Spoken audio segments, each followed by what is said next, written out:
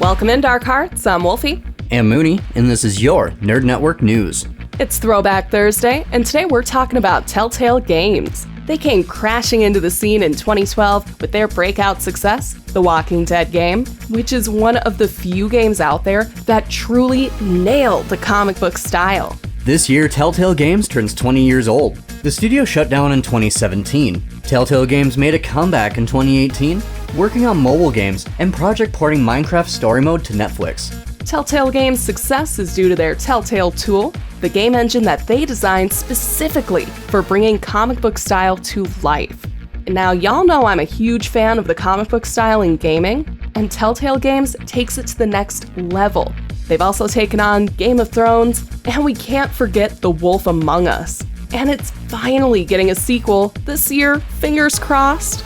And they've been extremely hush-hush about it. The biggest reason, they're switching from Unreal Engine 4 to Unreal Engine 5. And just a few days ago, on the 19th, we got 4 new screenshots proving that this game is still being worked on. The Wolf Among Us is based off the comic book series Fables, a DC Comics series taking a darker approach to your beloved Fables. And in The Wolf Among Us 2, we're getting a big introduction to the Wizard of Oz characters. We see Dorothy, Tin Man, and Scarecrow. And Scarecrow is taking a big hit off the bong. And at the very end, we get a good look at the Big Bad Wolf, aka Bigby Wolf, the main character. We got Adam Harrington reprising his role as Bigby Wolf, and Erin Yvette reprising her role as Snow White. And I don't want to cry wolf, but Tin Man is jacked in this game.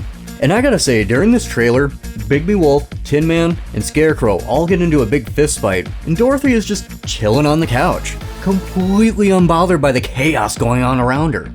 Honestly, one thing I want to try, I wish I had an old school pair of 3D glasses, the red and blue kind, because looking at the color scheme in all the panels, you almost consistently see red and blue line work across the scene. So I gotta know if it's gonna be 3D with those glasses or if it's just a coincidence. Either way, the color scheme makes everything look amazing.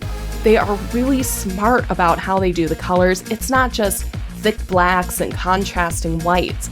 They're contrasting black with blue, for example, or light green. They're using pinks, purples, the full spectrum of color, and yet this is so dark. You have to love the Telltale tool and how it creates these moody images.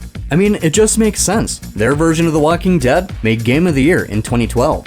And deservedly so. Yeah, I definitely played more of the game than watched the show. There's no official release date yet, but you guys will know here first. And until then, Dark Hearts, follow that yellow brick road.